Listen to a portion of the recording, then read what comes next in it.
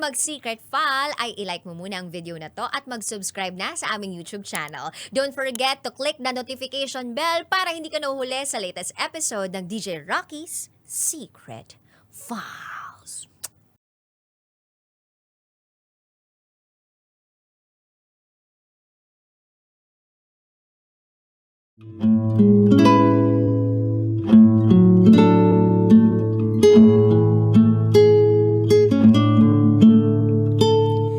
And now, it's time for DJ Rocky's Secret Files.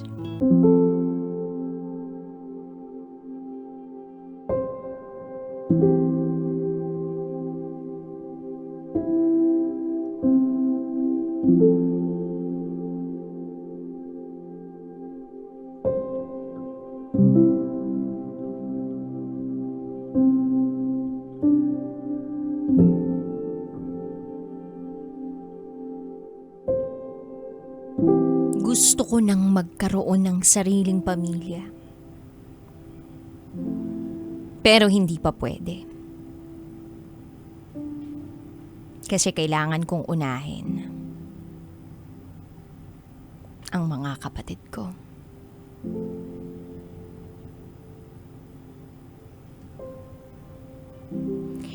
Hi, DJ Rocky. I hope you are doing well. Please hide my identity. Itago mo ko sa pangalang Sarah. Hindi ko alam kung paano ko sisimulan ang aking kwento. Pero susubukan ko. This is my secret file.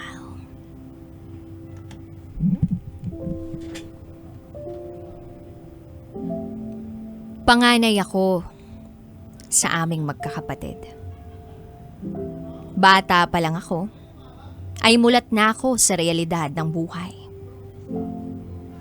3 years old ako nang may magsabi sa akin na may babae raw ang tatay ko.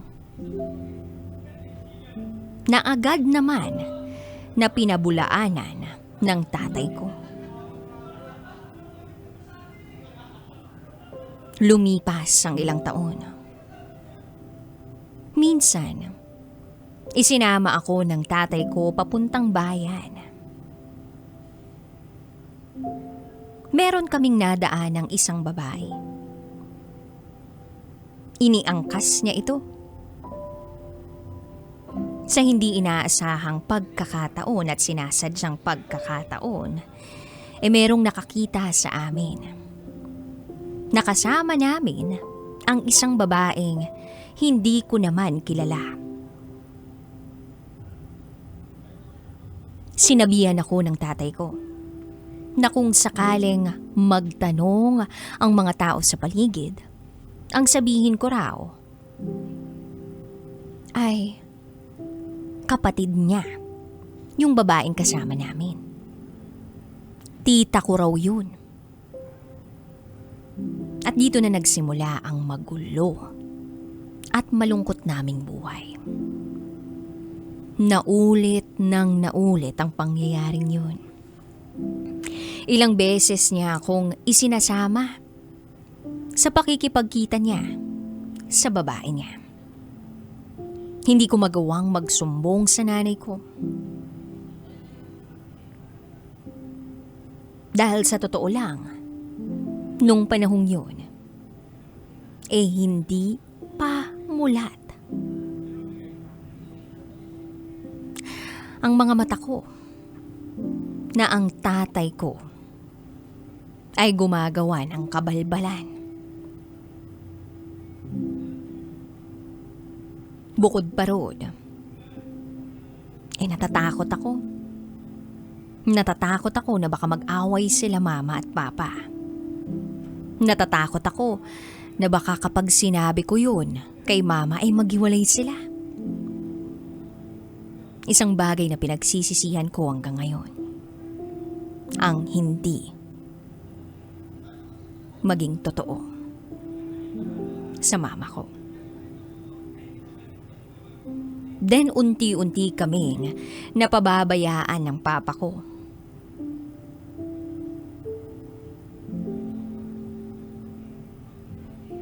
Then iniwan siya ng babae niya. Ang malala pa nito ay nagkaanak sila ng babae niya.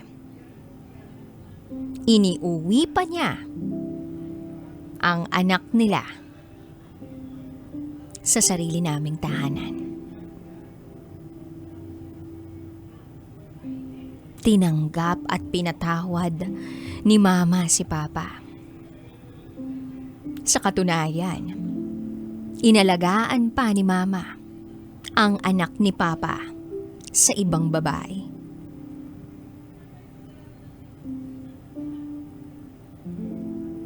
Nang magkasakit ang papa ko,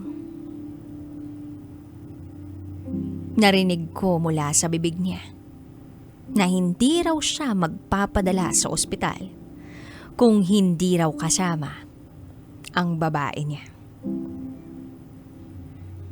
Nakakainis. Walang magawa ang mama ko. Sobrang bait din kasi ni mama. Kaya ang ginawa ni mama, kung ano-anong paraan para lang madaling gumaling ang magaling kong ama.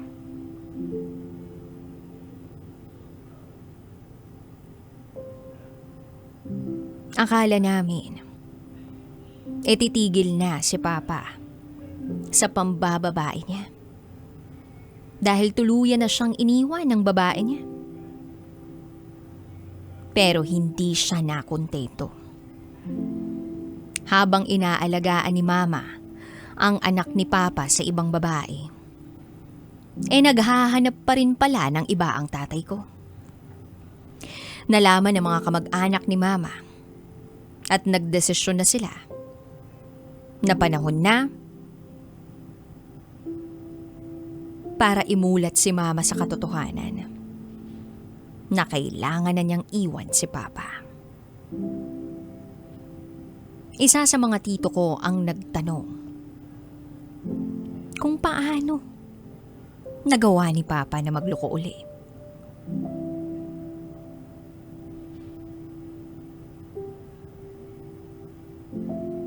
Narinig ko ang sagot ni papa. Ang sagot niya? Gusto ko kasing ipamukha sa babaeng yun na hindi lang siya ang kaya kong maging babae.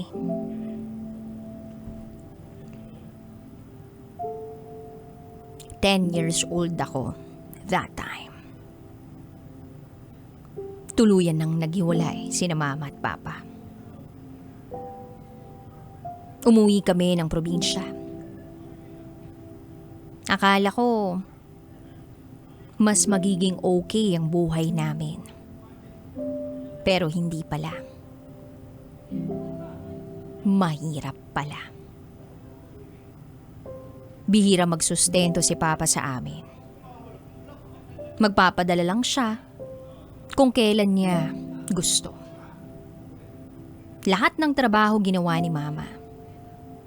Minsan nga ay nakikilabada na rin ako sa ilang kapitbahay namin para makatulong lang. Hanggang sa isang araw, nagkasakit si mama. Akala ko siya yung tipo ng taong laging malakas. Yung laging nandyan.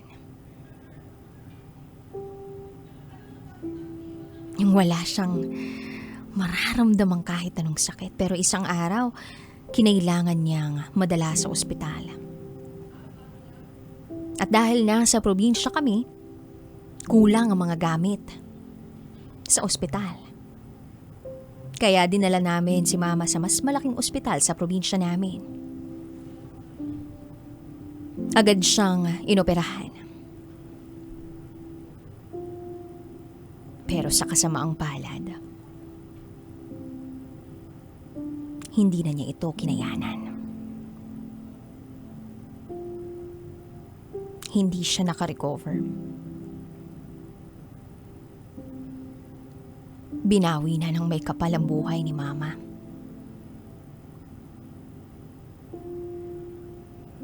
Ang tumatakbo sa isip ko noong panahong yun, paano na kami? 13 anyos pa lang ako noon. Kaya ko ba? May mga kapatid pa ako na maliliit. 6 na taon pa lang ang bunso namin. Hindi pa nila alam kung anong nangyayari. Paano ko ipapaliwanag sa kanila na wala na si Mama? Bakit ang aga namang kinuha sa amin ni Mama? Sobrang sakit. Simula nang mawala si Mama, lahat ng mga tao sa paligid namin ay sinasabi na ayusin ko raw ang buhay ko dahil wala nang ibang aasahan ng mga kapatid ko. Na dapat maging successful ako sa buhay dahil ako ang tataguyod sa aming magkakapatid. Kumbaga, wala na akong panahon na maging bata. Kailangan ko na agad mamulat sa realidad ng buhay. Dahil wala na si Mama. Wala kaming sustentong nakukuha sa papa namin eh. Hindi rin naman siya nagpapadala. Dahil ang paniniwala niya, kung nasa poder kami ni Mama, dapat dun manggagaling sustento. At kung nasa poder niya kami, kung gusto namin, susustentuhan niya kami. Hindi man lang siya nag-effort na kunin kami sa side ni Mama. Pakiramdam ko kinalimutan kami ni Papa. Naging matigas siya. Kaya kinailangan din naming magkakapatid na maging matigas. Nakatira kami sa mga magulang ni Mama. Tumutulong din sa amin ang iilang kapatid ni Mama. Pero hindi madali. Lahat ng sumbat na pwede mong marinig, maririnig mo. May isa sa mga kamag-anak na nagsabi sa akin na kaming magkakapatid, wala raw kaming mararating sa buhay. Pabigat lang daw kami sa pamilya nila. Na walang nagmamahal sa amin. Na namatay si Mama dahil mga malas kami. Na kung hindi dahil sa amin, baka sana okay pa si Mama. Tiniis ko lahat ng yun. Tiniis ko lahat ng mga masasakit na salita. Hanggang sa nakagraduate ako ng high school.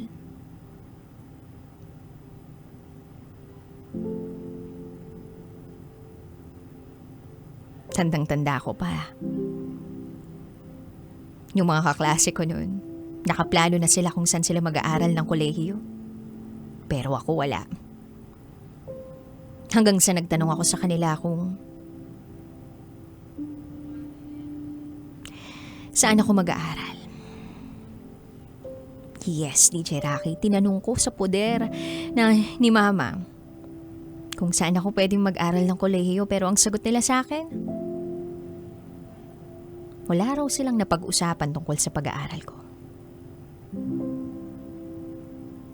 Umasa ako. Kasi sabi nila, tutulungan nila akong makatapos ng pag-aaral. Matalino naman ako eh. Kung sana sinabi nila agad, di sana nagawan ko ng paraan. Maghintay lang daw ako.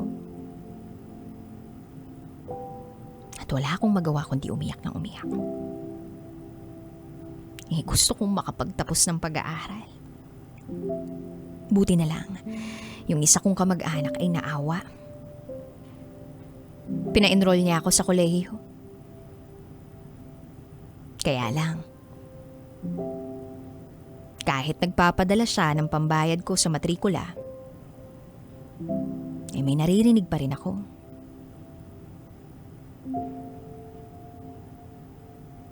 Tulad na lang ng yung pera sana na yun, para sana sa lola ko, panggastos na dapat sa bahay.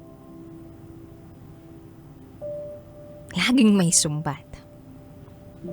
Yung tibong pabigat kami sa kanila. Kaya kahit nag-aaral ako, nakikilabada pa rin ako.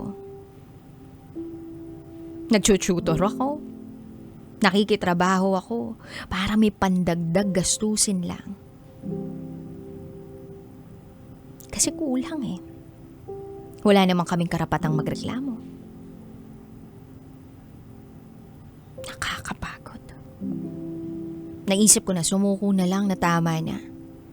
Ayoko na. Pero hindi ko magawa. Kaya nagdesisyon ako na kahit masakit, mahirap, at walang kasiguraduhan, umalis ako sa poder nila. Nagsimula akong magtrabaho. Pinuntahan ko si Papa.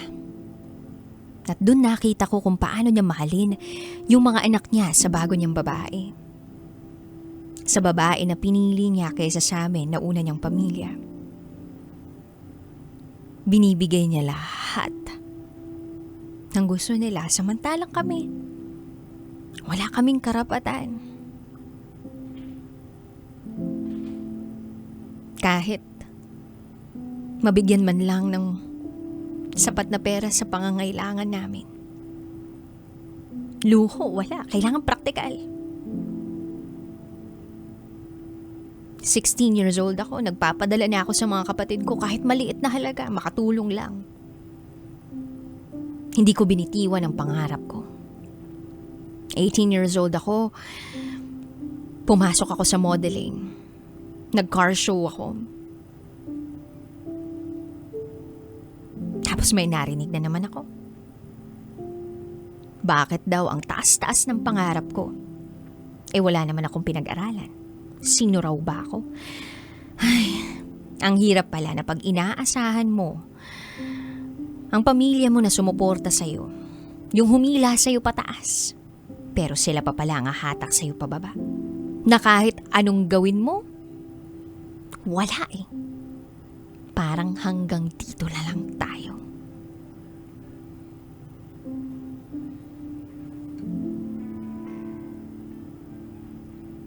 Hanggang sa isang araw, may nakilala kong isang lalaki. Naging malapit kami sa isa't isa. Parang pagkasama ko siya, nalilimutan ko lahat ng mga problema ko. Nalilimutan ko na mag-isa lang ako. Pagkausap ko siya o pag nakikita ko siya, gumagaan ang pakiramdam ko. Ang saya-saya ko. Sweet kami pag nagkakasama kami. Yung tipong para kaming may sariling mundo.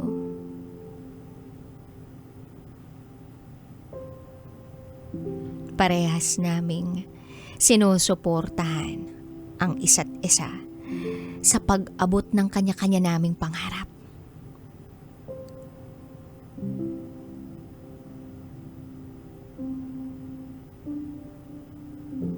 May feeling siya sa akin. Kaya lang hindi ako sigurado. May kapatid ako. Mga kapatid.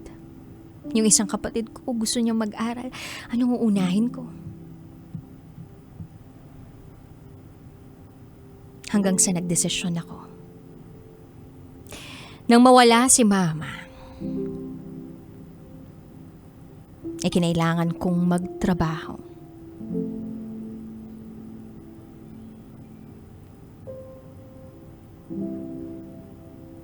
Hanggang sa nakilala ko ang isang lalaking magpapatibok ng puso ko. Parehas kaming focus sa kanya-kanyang career namin.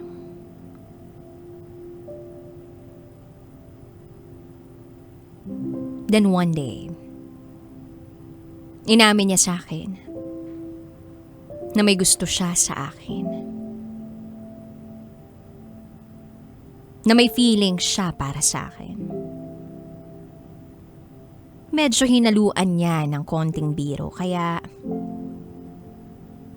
hindi ako naging 100% sure.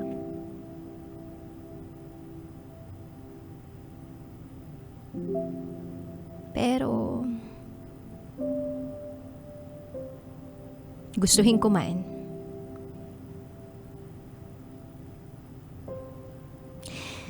hindi ko kaya eh. Hindi talaga ako sigurado. Gusto ko pa sanang maghintay sa kanya kaso kinausap ako nang sumunod sa akin na kapatid ko at ang sabi niya, gusto ko mag-aral ate. Wala raw kasing magpapaaral sa akin eh.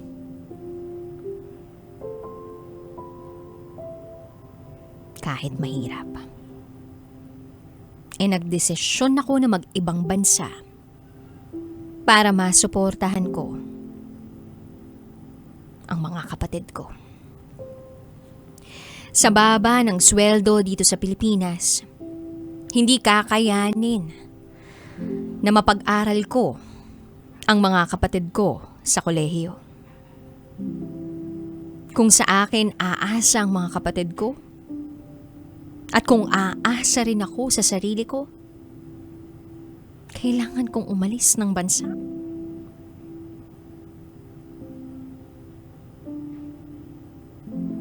Nagpaalam ako sa lalaking nagpapasaya sa akin. Ang sabi niya, mamimiss niya raw ako. Maraming salamat daw sa lahat. At hindi niya ako makakalimutan. Nabalitaan ko na nagtanong-tanong din pala siya sa common friends namin kung talaga bang kailangan kong umalis. Hindi niya ako po pwedeng pigilan. Dahil alam niya na para sa pamilya ko ang gagawin kong desisyon na yon. Kung bakit ako mangingibang bansa. Then inabutan na ako ng pandemya sa ibang bansa. Kung ano-anong trabaho ang ipinasok ko. Nagtrabaho ako sa restaurant, nagtrabaho ako sa hotel, nag-alaga ako ng bata, naglinis ako ng bahay. At minsan, ipinagsasabay ko lahat ng gawain yun mapagtapos ko lang ang kapatid ko. Napagtapos ko naman yung kapatid kong sumunod sa akin. May kirot nga lang. Hindi ko siya narinig na nagpasalamat sa akin. Pero okay na rin yun. At least, unti-unti ko nang natutupad ang pangarap ng yumao kong ina. May ilan pa akong kapatid na pinag-aaral. Kolehiyo na rin sila. Isang araw tumawag pa ang magaling kong ama at ang sabi, matanda na raw siya at hindi na raw niya kaya na pag-aralin pa ang mga anak niya ron. Kaya kung po pwede o maaari, ay pag-aralin ko rin daw ang mga anak niya doon. Parang ang unfair naman. Ang unfair. Kasi sinalo ko na nga ang responsibilidad niya sa amin. Pati ba naman doon? Doon sa responsibilidad niya sa bago niyang pamilya. 13 years nang wala si mama. Pero parang kahapon lang. Lagi pa rin akong umiiyak. Araw-araw, naaalala ko si mama. Namimiss ko siya.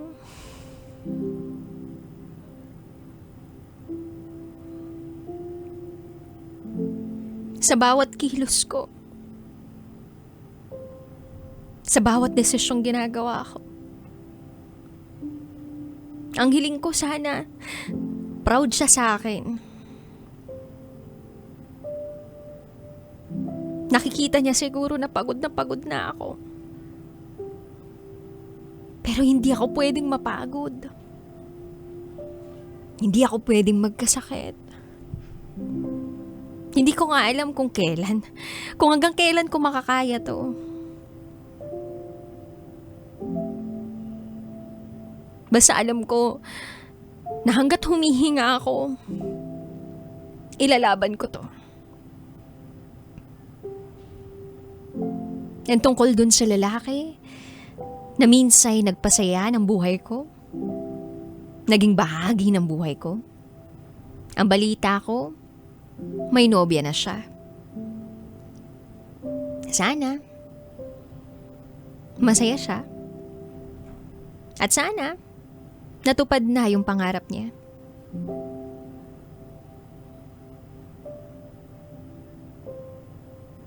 Sana magkaroon siya ng isang masayang pamilya. Gusto ko rin naman maging masaya. Gusto ko rin magkaroon ng pamilya.